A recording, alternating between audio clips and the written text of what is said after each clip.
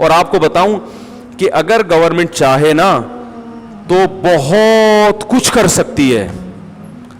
ہمارے پاس جو وسائل اور ذرائع ہیں نا, اگر ہم اس کو صحیح استعمال کر لیں تو ہم اتنی ترقی کریں جس کی انتہا نہیں. دو چیزیں آپ کو ہلکی پھلکی سی بتاتا ہوں. یہ جو وضو کا پانی گرتا ہے, کتنا پانی استعمال ہوتا ہے نا وضو میں, بولو نا بھائی. پورے ملک میں 5 ٹائم نمازوں میں جو نمازی وضو کرتے ہیں, پھر رمضان میں اور خاص جمعے کے دن اتنا پانی استعمال ہو رہا ہے, یہ سارا پانی گر کے سمندر میں ضائع.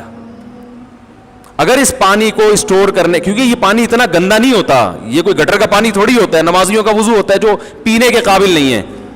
اگر اس پانی کا صرف اتنا کر لیا جائے کہ اسے ایسی جگہ پہ اسٹور کیا جائے جہاں سے یہ زمین میں جذب ہو جائے, تو زمین میں جو پانی کی سطح تیزی سے کم ہو رہی ہے اس کی بہت حد تک تلافی ہو سکتی ہے. تھوڑی سی اگر سینس گورنمنٹ استعمال کرے اور تھوڑا سا یہ دیکھے کہ یار یہ اتنا سارا پانی, اس کا ایک سسٹم بنا دیا جائے کہ بھئی یہ سارا پانی ضائع نہیں ہوگا بلکہ یہ زمین میں جذب کرنے کا انتظام کیا, ہو سکتا ہے بڑے آرام سے. یہ کتنا پانی ضائع ہوتا ہے, ایک تو وضو میں استعمال کتنا, اور پھر دوسرا اتنا ہوتا نہیں جتنا لوگ استعمال کرتے ہیں.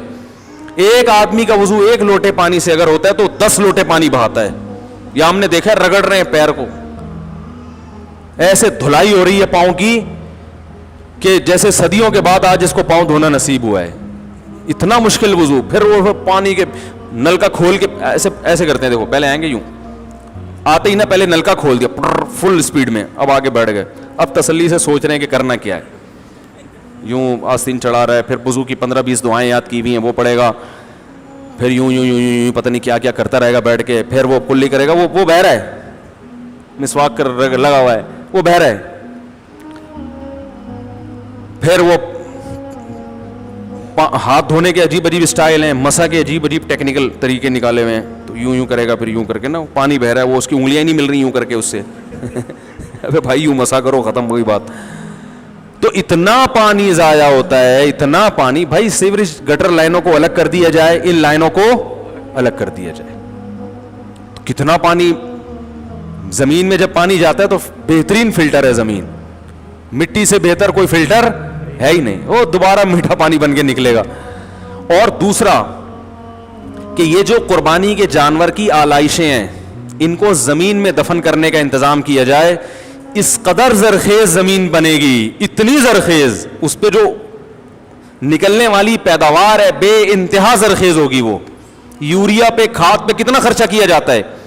ایک دفعہ ایک تجویز تھی, کئی سال پہلے میں نے اخبار میں پڑھی, انہوں نے, ملک میں اچھے مخلص لوگ ہوتے ہیں, تو انہوں نے بڑی اچھی تجویز دی کہ جتنی اوجڑیاں ہیں نا, حکومت پہلے سے اس کا انتظام کرے کہ جو بڑے بڑے کھیت ہیں جہاں پر جو پیداوار کا ہے ان میں پہلے سے کھدائی کا انتظام ہو.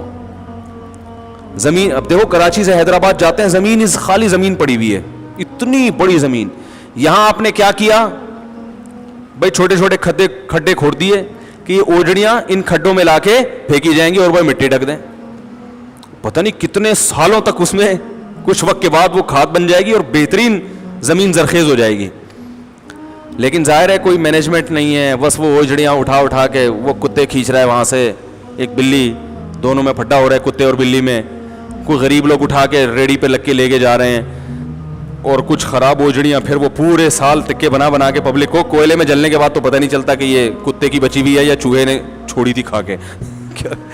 بھائی یہ جو اوجڑیاں بک رہی ہیں نا, اوجڑیوں میں پتہ نہیں کیا کیا ڈال کے بیچ رہے ہوتے ہیں. میں نہیں کہہ رہا کوئی غلط کر رہے ہیں, صحیح ہوں گے, لیکن کوئی بھروسہ تھوڑی ہے. پکنے کے بعد کیا پتہ چلتا ہے بھائی کتے کی معذرت کے ساتھ یہ بلی کی بچی, پکنے کے بعد پتہ چلتا ہے, تو کچھ پتہ نہیں, وہ پبلک کھا رہی ہے دبا کے.